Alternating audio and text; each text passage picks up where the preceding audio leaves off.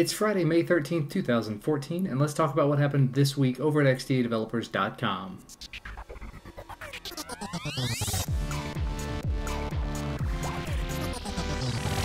As you can tell, I'm not in my normal setting. I am actually in Las Vegas this week with my family on vacation, but I'm still bringing you guys the news, so let's go ahead and get started. First up, as expected, another month has passed, so another Cyanogen Mod 11 milestone has come out. This one, milestone 7. Now, unfortunately, this monthly milestone did not bring with it Android 4.4.3, as a lot of other ROMs have started moving toward, but it is supposed to be very, very stable, almost release candidate kind of status, so you don't really want to go to the latest greatest on something that's just been out for a short amount of time. Now, what this update did bring with it is a lot of customizations, a lot of changes to theming, as well as an updated calculator, some updates to the launcher, some performance improvements, some newly added devices, all sorts of fun stuff like that. And at the time the article was written about it, 33 devices were ready, the milestone was, so if you have a device that you're wanting to put a new updated version of Cyanogen Mod 11 on, head on over to their site to see if yours is ready. And speaking of Cyanogen, the next story was about them as well, so let's lump them together. As we mentioned previously, OnePlus went ahead and released the kernel source for the OnePlus One not too long ago. Well, to go along with that, the guys at Cyanogen went ahead and released the full device tree for the OnePlus One. So if you want to build on top of their stuff, and you're interested in working with the OnePlus One, now you definitely have a lot more to work with, a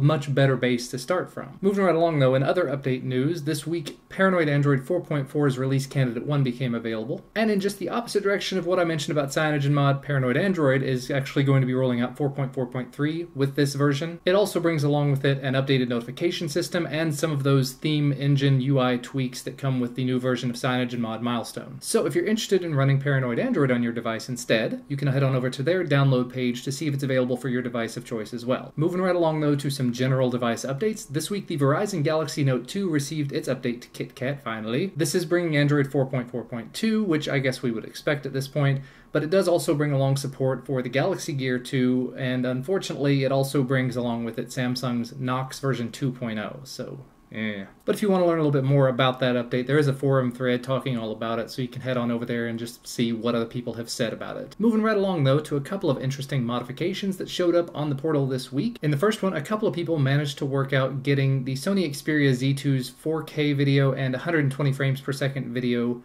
to work on the Sony Xperia Z1 and the Z1 Compact. So these devices that are now, I guess, a couple of years old can actually do 4K video and 120 frames per second video. And it looks like they're going to be trying to port it to the Sony Xperia Z Ultra next. It definitely makes me want to get my hands on one of the newer Sony devices just because I honestly haven't yet, other than at CES for about 5 minutes while I was making a video showing it to you guys. And additionally this week, a guide went up on the portal talking about how you can quickly and easily root and install a custom recovery on the HTC Desire 816, which, while it may not be the ultra high-end flagship phone, still very decent device and very nice to be able to root it and do sort of whatever you want to on top of it. So if you have one of these devices, or maybe if you've been holding off on picking it up because there wasn't a good, easy to follow guide up until this point, head on over to the portal post, get the link to the forum thread and all that fun stuff for more details. Now, and actually in some interesting open source news, I talked earlier about OnePlus releasing their GPL mandated kernel source code. There are some vendors that still are not doing that, unfortunately, and MediaTek has been one of the ones that's been pretty bad about it. But an article went up this week talking about how MediaTek is going to take that step. They're going to try to be a little bit more open. And at Computex, which happened not too long ago, they unveiled that they're going to be working on MediaTek Labs, sort of a way for them to be able to release more source code and work with developers, put out some development kits and things like that. And it appears that Jared Dog, our OEM relations manager, is going to be working with them to try to figure out how best they can work with developers and with the open source community. So 2 thumbs up there. Okay, we'll put 1.25 thumbs up there because it is something that should have happened a long time ago, and it is kind of unfortunate, but at least they are going to make the effort. And actually, in a little bit of scary news, a Google Play Store permissions change went out this week that opens a lot of real kind of scary security holes. Up until recently, whenever an app would change the permissions that it required, you'd have to actually go in and manually approve each update, and then it would go on about its merry way. But that applied to just any permissions change. You know, really fine-grained permissions change, you would have to manually approve it before it would install.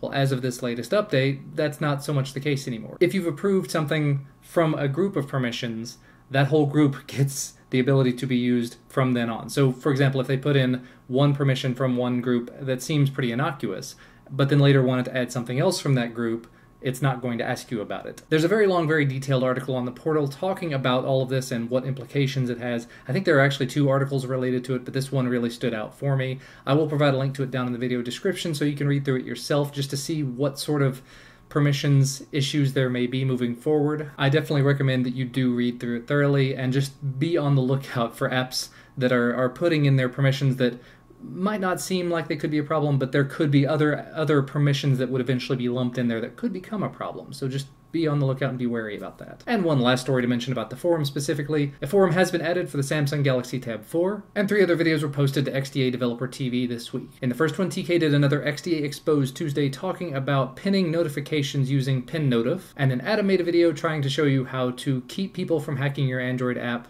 And TK made another Android app review talking about how you can customize your twerp theme using a twerp theme manager. For the links to any of those videos or any of the stories that I talked about, make sure to check out the video description down below. You can also find the links to my YouTube channels down there as well, as usual.